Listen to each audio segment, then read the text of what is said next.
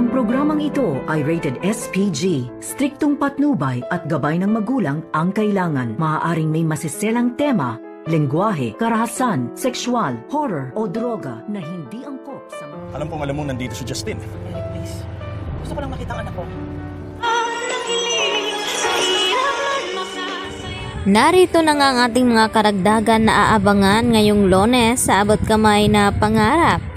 Papunta na nga itong sina Giselle at RJ kung saan ay isi-celebrate nga ang Christmas party na ino-organize dito ni Annalyn. At dito naman na agad na sumulpot itong si Eric at tinanong itong si Giselle at RJ na kung saan daw pupunta. At dito nga na sinabi ni Giselle kay Eric na gusto lamang daw niyang makita at makasama ang kanyang anak bago babalik sa US.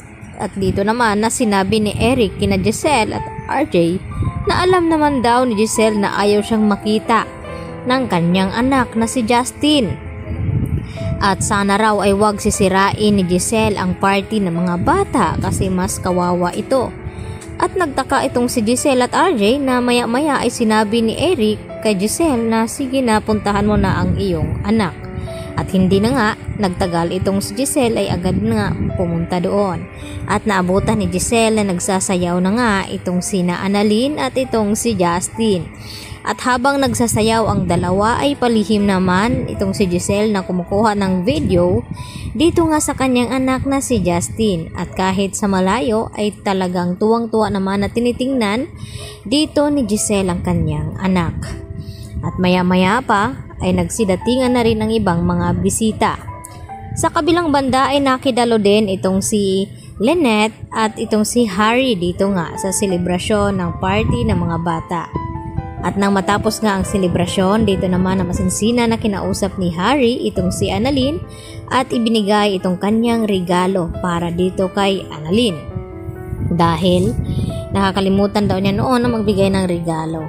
At nandun nga itong si Naldo Clinton Javier at ang buong mga kaibigan ni Annalyn.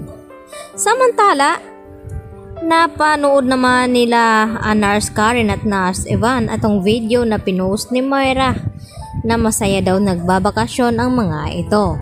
At dito naman napag-usapan ng mga magkaibigan na bakit parang wala daw pakialam at walang konsensya itong si Moira at itong si Zoe na nasa critical nga ang kalagayan ni Don Pepe at nagawa pa daw nilang maglakwatsa at magbakasyon. At ipinakita nga nila dito kay Annalyn ang larawan nila Zoe at Moira.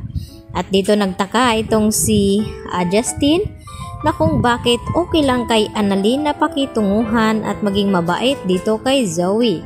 At dito na sinagot ni Annalyn ang tanong ni Justin sa kanya na pinapakitunguhan ni Annalyn itong si Zoe dahil magkapatid sila at kahit anong ang mangyari ayun pa rin kahit mataray at suplada itong si Zoe ay talagang pinapakitunguhan ni Annalyn ng mabuti itong si Zoe sa pagkakaalam na siya nga ang anak sa labas. At dahil hindi pa nila alam na itong si Annalyn ang tunay na anak dito ni RJ.